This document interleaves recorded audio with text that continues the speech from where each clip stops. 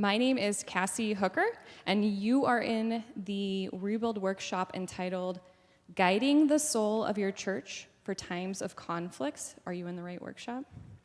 Cool. This is co-hosted by Reverend Dr. Rebecca Letterman and Pastor Todd Danningberg, and I have the pleasure of introducing both of them. You're Reverend Doctor as well.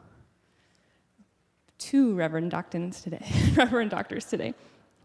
So Reverend Dr. Rebecca Letterman served at Roberts Wesleyan University for nearly 18 years, both as professor of spiritual formation at Northeastern Seminary, and most recently as the director of the Intellectual and Spiritual Humility Institute.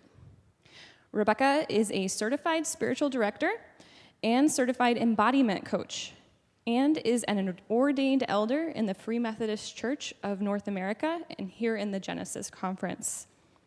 She is the founder of Embodiment Consulting Services, a ministry that seeks to support the church in reclaiming the formative potential of the human body for Christian living. Through that ministry, she offers workshops, retreats, online classes, and other resources, and one-on-one coaching for people who long to live more vital and authentic Christian lives by getting unstuck from patterns of life they can't seem to think or even pray their way out of.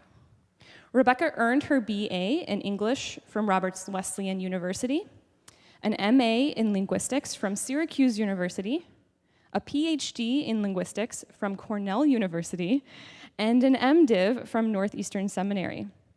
She's a frequent retreat facilitator, podcast guest, and workshop leader, and is co-author with Dr. Susan Muto of Understanding Our Story, the Life and Legacy of Adrian von Kamm in the Field of Formative Spirituality.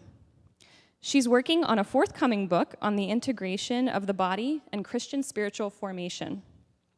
She is a wife and a mother and delights in the gifts of family and friendship, animals, hiking, bicycling, table tennis, pickleball, gardening, cooking and eating, pencil drawing, reading, watching good films, and learning new things. Pastor, Reverend Dr. Todd Danningberg, is an ordained elder in the Free Methodist Church here at Pierce. He currently serves as the lead pastor at Pierce Church in North China, New York, where you are sitting, adjacent to Northeastern Seminary at Roberts Wesleyan University. Todd graduated from Roberts Wesleyan University with a BA in religion and philosophy. He also earned MDiv and DMin degrees from Asbury Theological Seminary. Todd and his wife, Jean, have been married for 38 years. So it's my pleasure to turn it over to Dr. Letterman and Dr. Danningberg.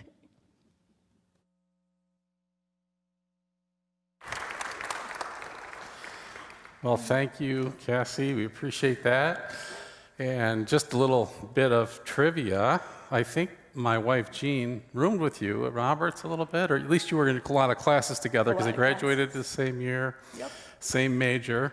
And Rebecca and her husband got married on the same day that Jean and I got married on, June 1st, 1985, way back in the last millennium. And so she thought to send me happy anniversary wishes this year. Thank you, because you knew that. So anyway, just a little trivia about us. But we've already really been introduced. I just want to talk a little bit about the topic to orient us to what's happening here over the next 50 minutes or so. When we first heard about the workshop, the working title was Preparing Your Church for the Upcoming Election. This is a very hot topic.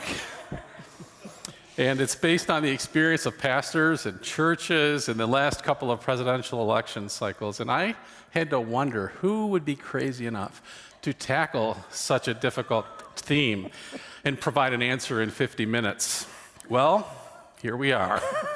But we did tweak the title to Guiding the Soul of Your Church for Times of Conflict. But the backdrop of that is this idea of some of the challenges that have happened due to the divisiveness of these recent elections and the potential for more to come in the one coming next year.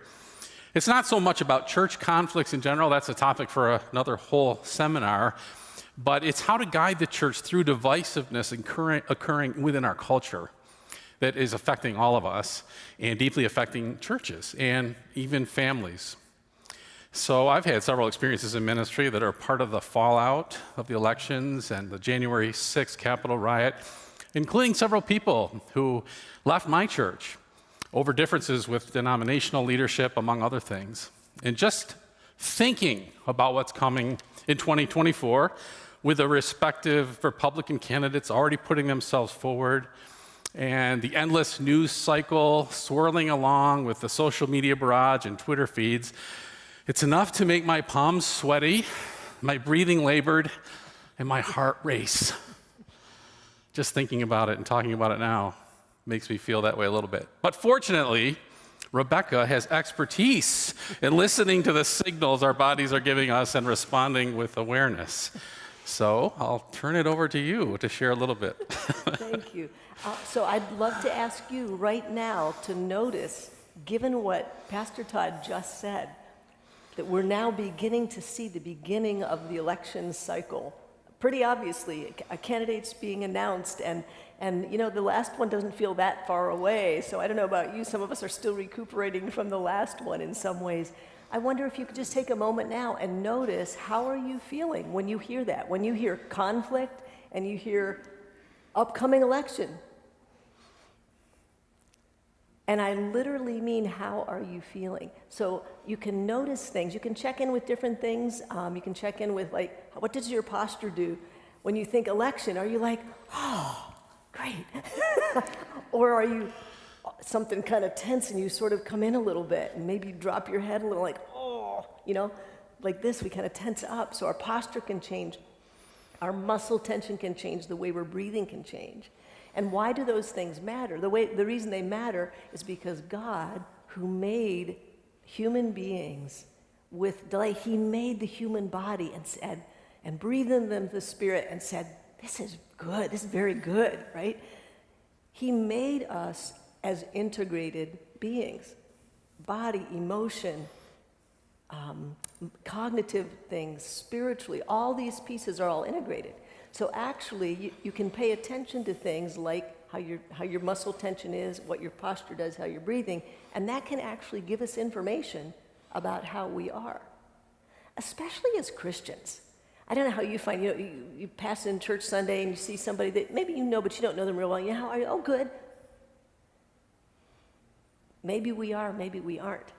And I'm not saying you're going to tell everybody everything about how you are, but we can get in the habit of kind of ignoring how we are to get things done, because we like to get things done, and we need to get things done, and we can kind of ignore those things. So literally right now, I just invite you to pay attention for a moment when you hear conflict and upcoming election. Are you still breathing? Or did you stop and hold your breath? Simple things like that, and we want to acknowledge those things as God's gift to us, as a way of helping us understand ourselves and to place them before God, to invite God into those things. We have to judge them or say, oh, it should be different. Notice what they are. God's not surprised by any of it. The scriptures say that eternal life is to know him, right? To know the Father and the one he sent. And also it is to be known by God. In those parables, there's several of them where Jesus says, at the end of the parable, whoever is speaking, the bridegroom, whoever, depart from me, I never knew you. And in those parables, usually the person speaking is a person who's representing God or the Christ. And of course, it's like, God knows everything. What do you mean you never knew me?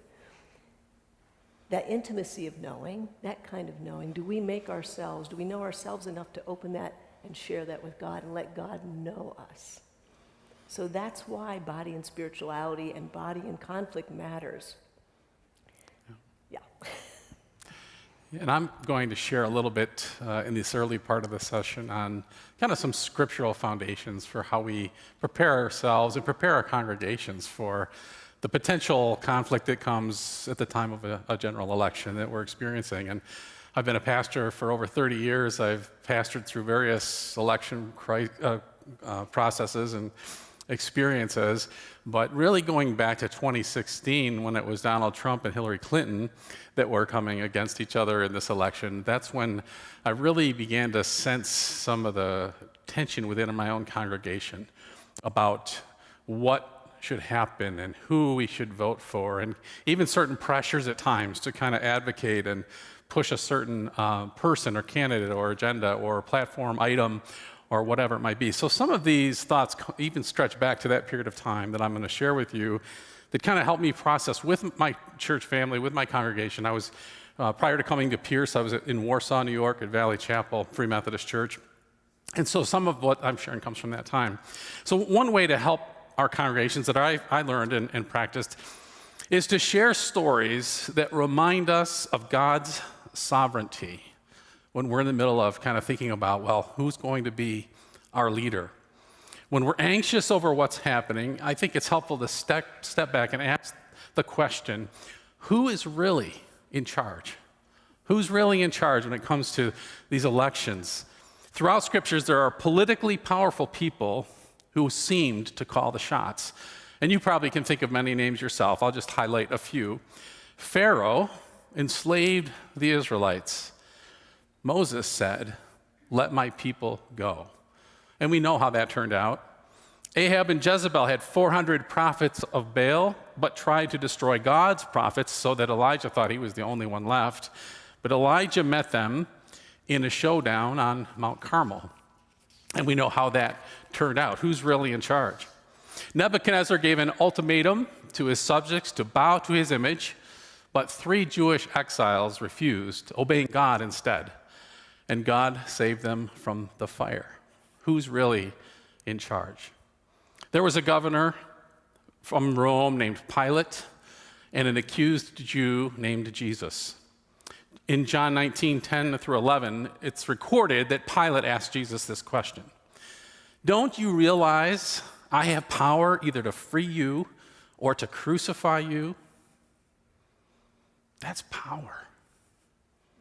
But Jesus answered, "You would have no power over me if it were not given to you from above." Who's really in charge?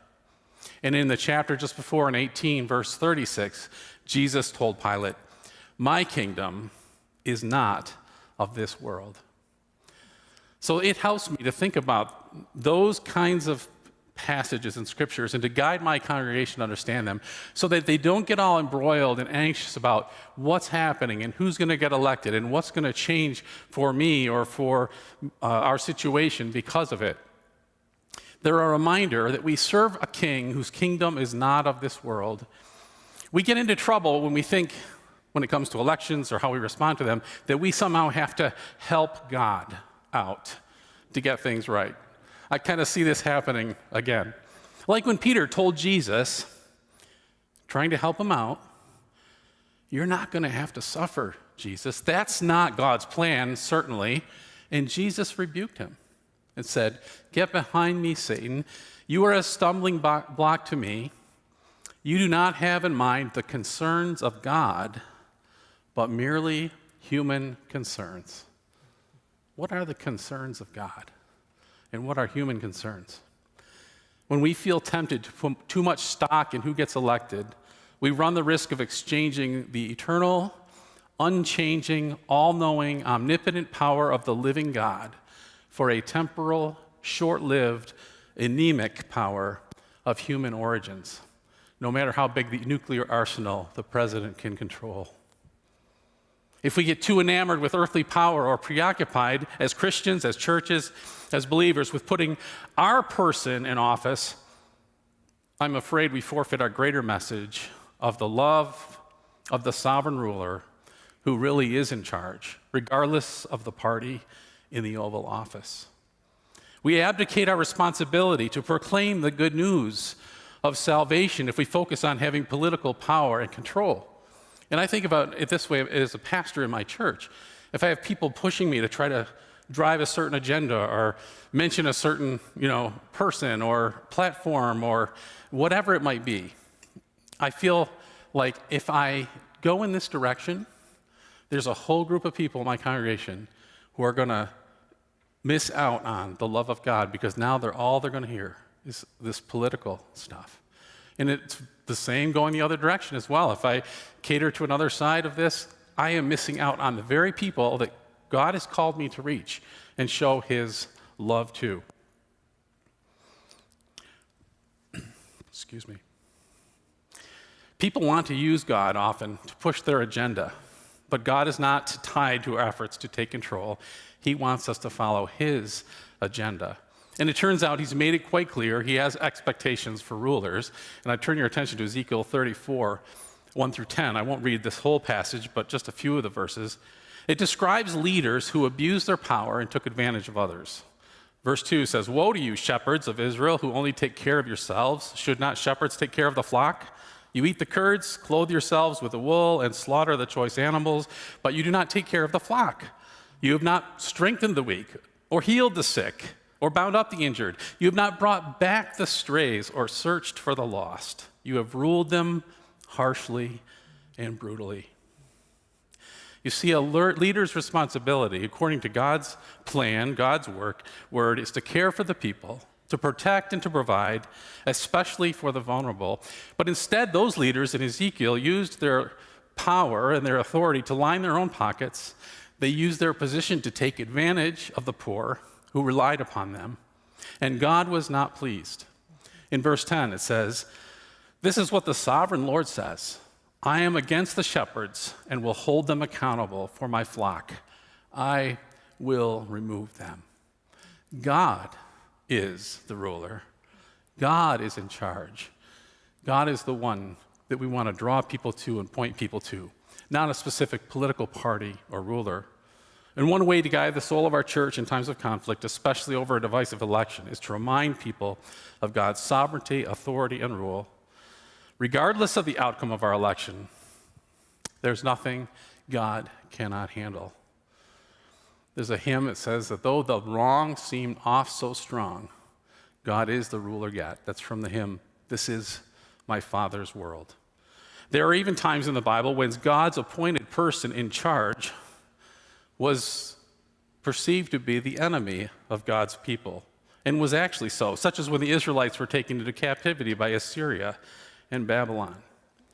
So when it comes to elections, how do we know that God doesn't have a bigger plan than we can imagine when our person is not elected? His purposes are greater than ours. His ways are higher than ours. Conflict often occurs when we are ultimately failing to trust God as the one who's overseeing and in charge. Now, Jesus has a party platform, like our candidates are trying to put out their platform, and it's found in Luke 4. It was referenced in one of the earlier workshops I came to in here. It's Jesus' model of leadership, and it was just to care for the vulnerable, to provide for the oppressed, and to minister to the hurting. He said there, "The Spirit of the Lord is on me because he has anointed me to proclaim good news to the poor. He has sent me to proclaim freedom for the prisoners and recovery of sight for the blind, to set the oppressed free, to proclaim the year of the Lord's favor." Now that's a party platform, isn't it? That's what we can get excited about. That's what God called us to be a part of. And if we adopt or adapt to some kind of a political system or party as the thing we're pushing or emphasizing, we miss out on the opportunity to minister to the people who are hurting and in need right in our own midst. Jesus is the good shepherd who came to reverse the political corruption and power mongering. He came to be the shepherd for the people that God intends a true leader to be. When he said this, you could hear a pin drop. It was maybe a mic drop moment in our common terminology. It says in Luke 4, all people's eyes were on him. But just to show how fickle human political aspirations can be, the people went from amazement at his gracious words and speaking well of him to wanting to throw him off a cliff for daring to suggest God's favor was also for the Gentiles, including a widow from Zarephath and a leprous Syrian officer named Naaman. We are called to love. We're called to serve Christ. And if we're not emphasizing the sovereignty of God over even our own land, our own country, over our own elections, or if we're gravitating toward kind of taking up a political cause to the detriment of other people who God has called us to love, I think we're making a grave mistake. I have more to say on that, but I want to give some time to Rebecca, Dr. Rebecca Letterman, to share. She's got so much to offer, and if we have time, I'll come back and share from more of these scriptures as well. Well, thank you. I wonder as you're listening, I'm paying attention to when I hear the word proclaimed, how does my body respond? So when you hear, God is sovereign, do you find yourself, again, kind of resting in like, yeah, I found my body taking a great big breath, like, yes, thank God God is sovereign. I don't know about you, that's like, but some of us may hear that and be like, oh, that may have some pieces for us that actually make us feel uncomfortable, like, oh, there's some stuff around that has not been used well. So paying attention to how we respond is important. Why is that? Because conflict is a whole person thing. There are spiritual dynamics to conflict. There are relational dynamics, emotional dynamics, and there are physical dynamics to conflict. Conflict is a physical, visceral thing. And usually, for most of us, we're going to have specific ways that we tend to respond to conflict. Those are usually linked into, research is finding, they're usually linked into previous trauma that we've experienced in some way, shape, or form, and that's a big word, and that's a whole different workshop, but trauma research, neurology research is teaching us that the body holds patterns of response. Something that worked for us in the past, it kept us safe, so those fight, flight, flee, or fawn, F-A-W-N, fawn responses, you've probably heard of these things, those are ways that we will tend to respond to conflict. And there are visceral things we do with that. So paying attention to those, you're like, oh, by habit, when a conflict comes up, especially something that gets us, something we care about, something gets a little passion going, we will tend to fall into one of those categories in the way we respond. So if you think about it, fighting, now we're Christian, most of us, I assume in here, I'm going to assume for a moment, are Christian people. What does fighting look like? Maybe we're not, boxing gloves. I don't know, maybe some of you box, but in general, with our folks in church, we're not like, being violent with them, fighting in that sense. But we have other ways we fight, don't we? Verbal, right? Verbal, emotional. Emotionally we can fight. I mean, not that you would, I'm sorry, but I would just confess, there are times, I can get a little feisty. Imagine that. I can get a little feisty and can be, a little fighty. Flight, what does flight look like? Again, not normally that we're running, although some of us may, but what about avoiding people, avoiding situations? That can be a kind of flight. I've even heard, and this is another topic for a different workshop, but you can do something called spiritual bypassing, where we say a prayer and go on, and we don't actually deal with what's happening. And I don't know about your life, I've lived long enough with God to find He brings me back around the mountain.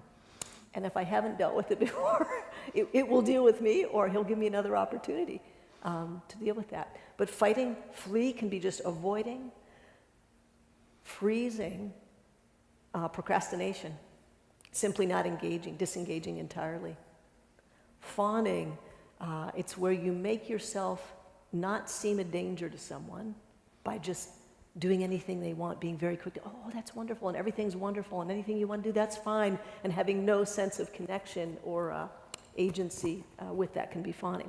So we actually do those things in our bodies, and we have patterns of them. So if you don't mind, if you're up for this, now you don't have to do anything. Anything I suggest I want you, if you want to participate, I invite you to give it a try. I would suggest if you're able to, it will give you some insights. But you are absolutely free to not do anything. You shouldn't do anything if it feels, if it hurts or if it's triggering, if you know a little bit about trauma. We're adults in this room. So I'm going to ask you, you calibrate and do what you can or not, and that's absolutely acceptable. No judgment. In fact, if you decide not to, I'll be like, good for them. They're paying attention to what they need. So that's the case. But if you're willing to give it a try, I'll invite you to stand. It's probably a little easier to do as we stand. And I think we're going to try. I think we'll just do two things. We'll just do two And what we're going to do is we're just going to, and again, we're going to move our bodies ever so slightly. No dancing. I know Free Methodists can dance now, but we're not going to dance and pierce. Don't worry, Pastor. But good. just to stand. Go ahead, dance if you want. We're good. Okay, good. But I'm going to invite you, if you would, for just a moment and we're going to try something. This is called, we're going to just do a taking up space pose. So we're going to just put our feet a little bit wider than hip length. So you're good and solid, so you feel solid. And you're going to lift your arms up, spread those fingers out, and take up space. And I'm going to ask you a question. I want you to pay attention to how this makes you feel. So first of all, give you a moment to feel it, because what we're doing is we're eliciting a felt sense. It's not about the posture, it's about what it elicits in you. So first of all, does it feel familiar? For some of us, it will feel very familiar. For others, it won't. It's okay, it doesn't matter, but is it familiar? And then the second question is, notice, do you feel comfortable? Is it something you'd like more of? Is there something where this felt sense of what this feels like that you could use somewhere in your life? Or maybe you need a little less of it somewhere. You're just feeling the felt sense of what it's like to take up space. Okay, I'll invite you, as you come out of it, notice how you feel. Do you feel like, oh, thank you, Lord, that is over with? Or are you like, boy, I kind of like that. I could have stayed there for a while. So let's sit down for just a moment and let's process that. So for how many of us did it feel familiar? Like that sense of taking up space feels familiar? A few of us, okay, yeah. And it's likely, if we're in that, it may be likely that the way we respond to conflict can be kind of like, I'm comfortable facing it and being right at it. It doesn't bother me at all. I'm not going to back down. I'm really comfortable with that. How about for those of us who it isn't familiar? Unfamiliar doesn't mean wrong. It just means it is not a habit. It's just different. It's not hurtful. It's different. For those of us who it wasn't familiar, it's likely that when we come into conflict settings that we may tend to back off. We may tend to avoid those kind of things. So why does this matter? Because you can actually, for those of you for whom it's not familiar, that, again, it's not that you're going to stand there and do that, but that sense that comes up as you do it, what it feels like to take up space, you can actually practice that, like 30 seconds a couple of times a day. And when you're doing that, what you're actually doing is you're building different neural pathways that you don't normally have as your habit. Why does that matter? That matters because in certain contexts, we actually are called. Jesus sometimes tipped the tables. There were times he said, woe to you, right? He was really that way. Other times he was very tender. We want to have full capacity to do what's appropriate in the setting. And in conflict, sometimes we need to stand up and be, no, this isn't right. If my little kid's getting bullied on the playground, I'm not going to be like, well, it'd be really nice if you'd stop bullying. No, you step in. You're like, no, you need to stop that. That's not appropriate. But I'm also not going to scream at them, right? We need to have appropriate responses. Jesus, I would suggest, always responded appropriately because he's fully human. He has all those capacities, all the things available. He has the full range of what he needs. No patterns that are like the only thing he goes to normally. Why does this matter? It may seem, it may seem funny, but because conflict is visceral, when we are in conflict and someone's in conflict with us, we're going to, if we are not aware, we're going to repeat the patterns we always do. And in some settings, that's going to serve us great. It'll be just fine. Probably we wouldn't all be at this conference if we were like completely dysfunctional, it didn't work. But there are going to be other settings where that doesn't work, and we actually need a different kind of range. So if you're up to it, I'd like to do one more. We have time to do one more to give you a sense. So especially if this one was really comfortable and normal, which actually not most of us, it's going to be different. But we're going to do a different one. And this one, you can do it standing or sitting, but if you're willing to stand, we've been sitting a lot the last day or so. It's kind of good for us to stand up. This one, I'm going to invite you to, in a sense, put your feet same way, just good and comfortable. It's there. And we're going to put our hands in front of us like this, as if you're holding or hugging something that's important to you. And just for a moment, I'd like you to just kind of look down and think, this is what God has called me to care for, or who God has called me to care for. This is what is mine to care for in this season. And just notice what that's like to have a sense of, oh, that's what I care for. And then I'm going to invite you to take your hands and turn them outward, because it's a kind of boundary setting. There's certain things we say no to because, take our hands back, because we care about this and we're called to care about this. Okay, we're going to add one more thing. Then I invite you, if you're comfortable doing it, just put both hands here, because this comes from who God has made you to be. Beloved Imago Dei with unique gifts for where he's called you. From that, this is what we're called to care for. We say no to certain things from that place, and we care for things because that's what God has called us to do. And it's okay to say no and to have boundaries, and there could be a little conflict there because of what we're called to care for. Okay, as you come out of that, just notice, and you can sit if you'd like to again, how is that to notice, to come from here to saying no, perhaps a little conflict there, because I'm caring for this. It's different than just, no, I don't want to, right? No for a reason, a calling. So sometimes we say no. Why these body practices? Because the body practices, again, when we practice, there's certain things we can practice that will build these different neural pathways so we have options and we can discern in the moment what is the appropriate response here. If I only have one way to go, I'll always go to that one. Mm-hmm. And again, sometimes it serves us well, but sometimes it doesn't. So conflict in the church, and I share this, and I'm hoping you had a little bit of a sense of that, even physically, because it's you and the people you're in conflict with. It's the same thing for them. We're all going to have these patterns. And so we can help each other in conflict by being aware ourselves what we're called to do and our own response being appropriate. Good. Thank you, Rebecca. You know what I thought of when I was doing this? I take him back to middle school goalie on a soccer field. Yeah. And it's a good place to take up space. Well, I was trying to take up space. I wasn't very successful at it. So it made me a little more nervous. Of course, some pastors feel like that too. People are going to take shots and they're trying to block the shots. So I like this image a lot better. It's very nurturing and enfolding. It's also direct and it gives you a place to say no to certain things so that you can do this thing. So, well, just a couple other scriptural kind of notes here. I've talked about leadership, Jesus' leadership from Luke 4.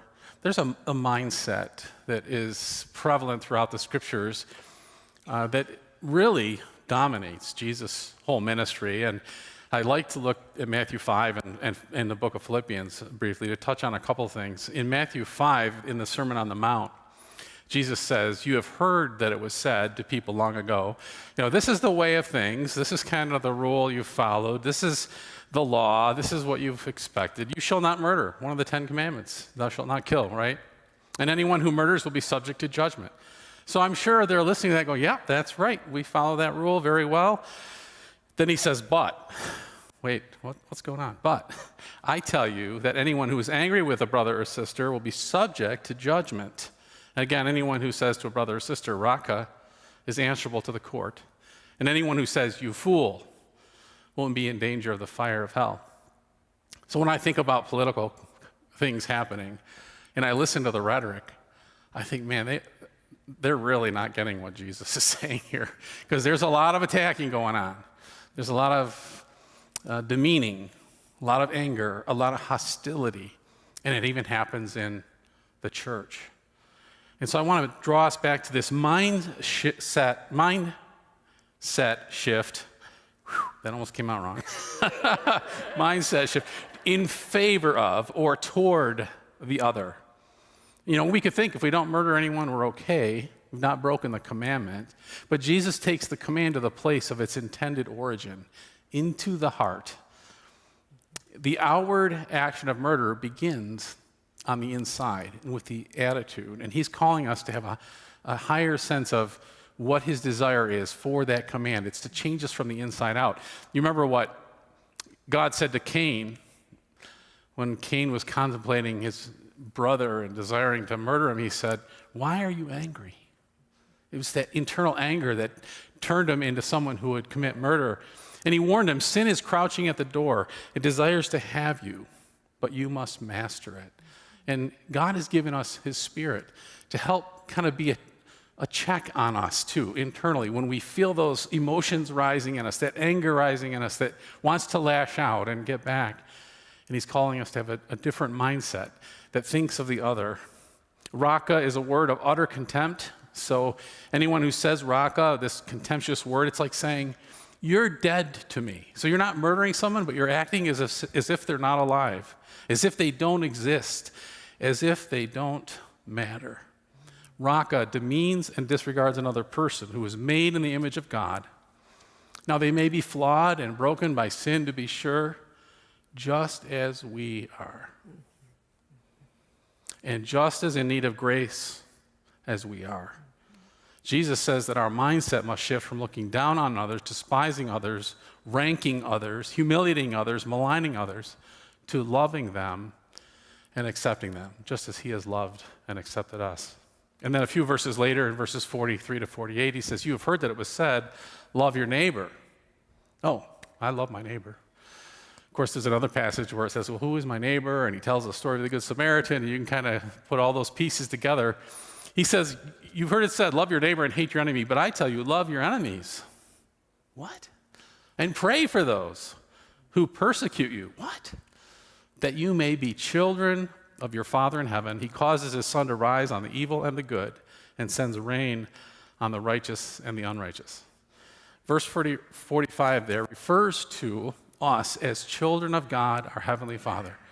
And I like to draw this image from kind of our biological families. Just as we carry DNA of our earthly parents, when we are born from above, born of the Spirit, born again, by believing the good news of Jesus, we receive the spiritual genetic code of being children of our Father in heaven. And in his unfailing love, God extends mercy and grace even to his enemies. And he wants us to do the same. God cares for them as much as for us. He sends them sun and rain just as he does for us. He wants them to know and experience him just as we do. And Jesus says, if you love those who love you, what reward will you get? In other words, that's not too hard. It's easy. Even the vilest people, like tax collectors, do that. You don't have to have your life changed by Christ to love people who love you and are like you. You don't have to have your sins forgiven by Jesus in order to greet only your own people. Every common sinner, any pagan, people who don't know Jesus or care to follow him, do the same. But if you have Christ in you by his love, have been saved by his mercy, and have been forgiven by his grace, and you've been given the hope of eternal life by his power of the resurrection, then there is a new purpose you have to reflect the same to others who don't yet know him, people you consider enemies maybe in this life, but whom Jesus intends for you to love. So we have to shift our mindset. And then if we look at Philippians 2, I'll briefly touch on this because I want to give us a little more time. We have to have a new priority. And if you look at Philippians 2, 1 through 4, the word that operates here, and I've heard it said in workshops and sessions throughout this conference, is humility. He says at the end of that passage in verse 4, or the end of verse 3, rather in humility, value others above yourselves, not looking to your own interests, but each of you to the interests of others. So out of this is this priority of listening, of putting ourselves in their shoes, of having empathy toward people, of laying aside our own preferences and arguments and ways of seeing things and desire to kind of spout our truth or our wisdom on people, to really hear what others are saying and where they're coming from. Avoiding stereotyping and jumping to conclusions about their character and their standing with God. They may be closer to God than we are, especially if we're making excuses for prideful or arrogant behavior of ourselves or our political leaders. We're called to compassion and listening, and that comes from a state of humility. And then from Philippians 4 through 9, I say this, we need to choose what we focus our attention on. And I would really focus on one verse here, verse 8, whatever is true, whatever is noble, whatever is right, whatever is pure, whatever is lovely, whatever is admirable, if anything is excellent or praiseworthy, think about such things.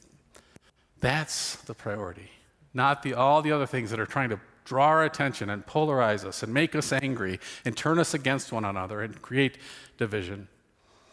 There were struggles for political power in Jesus' day between the Pharisees and the Herodians. There were the zealots. And I pictured Jesus with his disciples. He called people from all different walks of life, and they all sat at the table with him, and he washed all of their feet. Simon the Zealot, Matthew the tax collector, the grubby feet of some fishermen. Even Judas Iscariot, who would betray him, was there. And if Jesus can pull together such a diverse group of people and unite them around their love for him and their desire to serve him and follow him, can he do that for the church today in a way that allows us to walk through the divisions and polarizations of our culture in a way that continues to demonstrate the love of Christ to that world that so desperately needs to have the message of Christ's love? If we can do that, we can change the world way better than we can by voting the person that we think is best into office. Absolutely. I wonder if you can, for just a moment, there's so much richness in that. Virtue is also visceral. What does compassion feel like to you? When you're in a place of compassion, what is that like? When you're in a place of humility, what is that like? If you can just imagine it for a moment. If you've been humble, such a situation, if you can imagine just for a moment, a place, the Lord gave me grace. I was able to be humble in that. What were you like viscerally?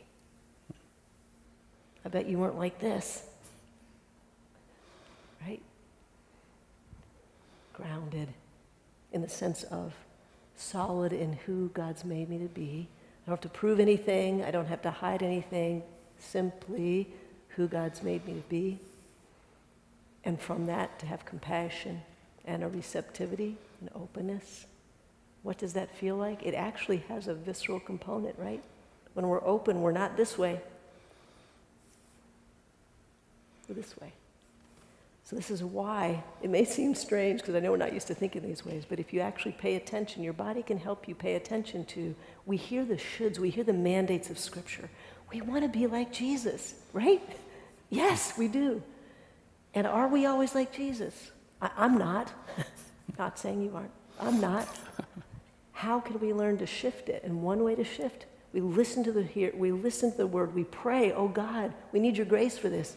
And we can actually also let our bodies give us some information about where are we actually, not just what we want to be, but where are we? And then we present that to God. Say, Lord, I'm noticing this. Help me. Help us. We want to be like Jesus. Yeah. Mm-hmm. Well, we want to give you a few minutes to ask some questions. I trying to find a spot in my notes where I can pick up on this a little bit. There was a quote from Richard Foster I wanted to share with you here a moment ago. And yes, I've lost it. Got too many notes here.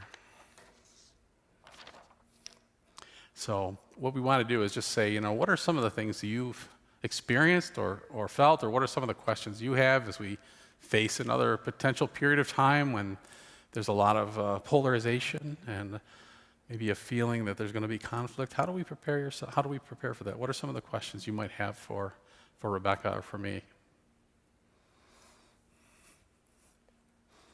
Do you want to use the mic? There you go. Thank you, Cassie. That's great. Thanks. It's a big space. Thank you for your patience. One of the things, can you hear me now? Hello now? No. Okay, I'll just talk louder. Okay. We'll try to repeat your question. Okay, so one of the things which surprised me at a church barbecue function was I mentioned how I'd got a vaccine for the shingles. And I was saying, well, I'm feeling better after a couple of days. And it really surprised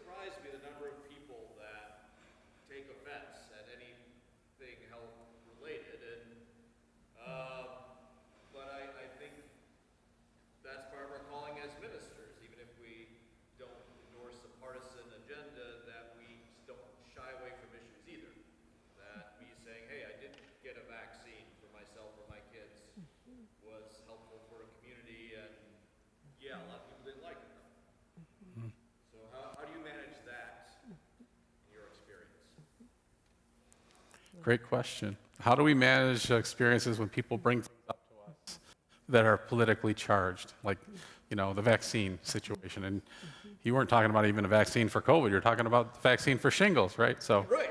I didn't even the C word. So, It's interesting as you're talking about it. I don't know if you're noticing, but did you notice as you were talking about it, it's still very real for you, right? Yeah. You can read it in his body language, right? And so we're paying attention to that. It matters. So when we engage in conflict, a big piece of it for conflict, how do we define conflict? And we didn't actually say that, but there's different ways that people define it. But one thing you can think about what conflict does is it reveals something, it brings something to light that wasn't known or acknowledged. That's one way to look at it. Or it can also bring to light things that people need and their needs aren't being met. And so people have different needs, and when those things, and conflict, sometimes we're not thinking in those terms, but conflict brings it up, and then we're reflect, oh, why was I so upset? Actually, I was really upset about that because I felt disrespected when they talked to me, or I felt whatever, unseen, or I felt, name the thing. And we can sort of notice that. So making space to acknowledge our own response, I would say first, because I guess I feel like, take care of one's own household first. yeah. Because we really do what they call co-regulate each other. And so if I'm really loud and in your face, if I just did that, you probably, I'm guessing, your heart might have gone a little faster, you might have breathed a little differently than when I'm talking more gently. So that we're like that with each other. So conflict, you don't want it, escalating. We need to, I don't want to say we don't escalate, because sometimes we need to say no to something that's really dangerous, right? So we need to appropriately respond. So that being the case, in conflict, we want to be aware of how we're responding first and take care of that first, and then I think be concerned about how we're leading other people to engage. Right, You yeah, think? exactly. Well, and I would add to that too, I think our culture has just given permission to anybody to kind of blurt out whatever they think is right in a moment. And it's just weird, like somebody's going to confront you about something as simple as, hey, I got the shingles vaccine. And all of a sudden there's a big political conflict or something. And I think that one of the things that helps me is to be secure in who I am and the decisions I made. Whether I've been a person that's decided to get vaccinated for COVID or not, I'm going to be secure in that, but also leave space for other people to think differently about that. But when confronted then, how do you respond to that? That's a very challenging question, because there is that immediate kind of visceral response of, defensiveness, So, but I think, again, if we're secure in who we are and what our decisions have been, I think we can just respond as gracefully and gently as we can. I remember my wife and I were visiting a beautiful area outside of Philadelphia. It was an open park area, and it was right in the middle of COVID, so they still wanted people wearing masks even though we were outside. And we were coming in. We could take them off when you're outside, but when you're in the places where the things were set up inside this place to look at the flowers and stuff, you had to put it on. So I just left it on. And we're walking by, and some lady just hollers out, come you're wearing a mask outside. And I was like, I didn't know what to say. And my wife, who's generally quiet and shy, just said, well, it's a free country. I can wear a mask if I want to. So, but of course, that was a stranger, somebody we didn't know. Just like, whoa. What's? So anyway, I saw another question come up over here. Yes. As much as we hopefully believe in the sovereignty of God, I'm not sure if your suggestion is it doesn't matter, don't vote. I guess it didn't get into if you have a passion about something, how can you still get that out? That's Still do our duty of voting, or is it just throw it up in the air because God's in control? That's a great question.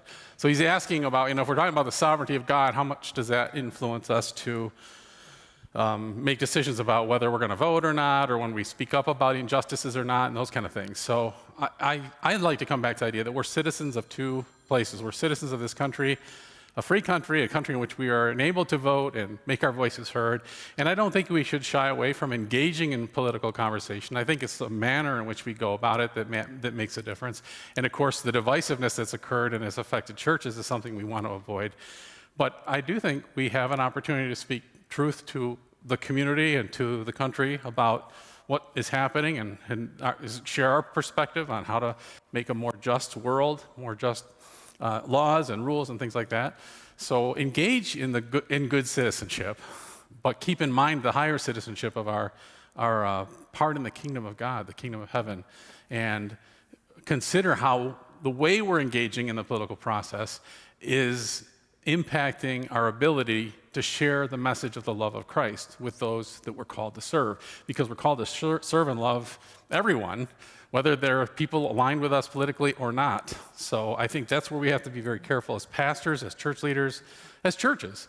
If we start to align ourselves in such a way that we are alienating a whole group of our culture, then we're missing an opportunity to share the love of Christ with them for some, political gain we might think is important, but we lose the opportunity to perhaps guide and influence them for the sake of Christ. So it's a very fine line to walk. So I'd say engage, but also be thoughtful in how you do it.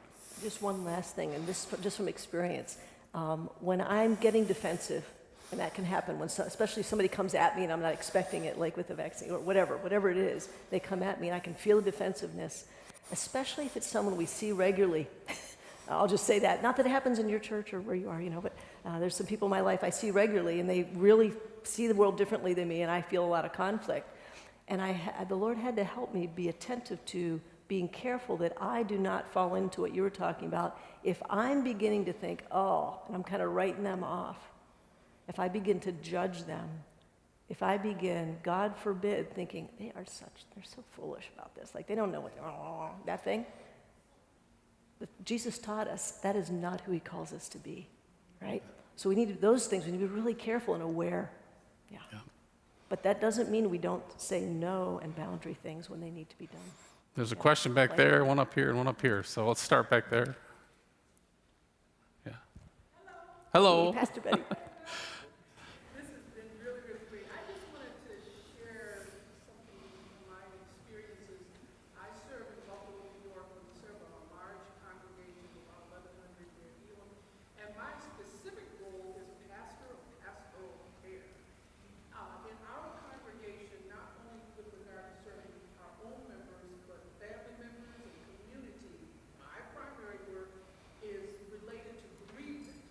So on any year, average, we care for and facilitate or officiate anywhere from 65 to 75 funerals a year.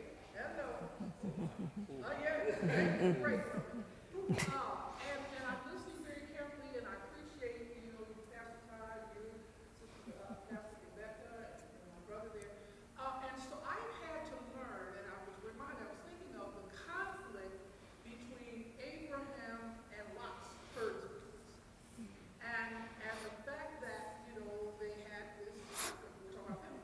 And how it was, we know the story, I think that Abram took the high road. Okay?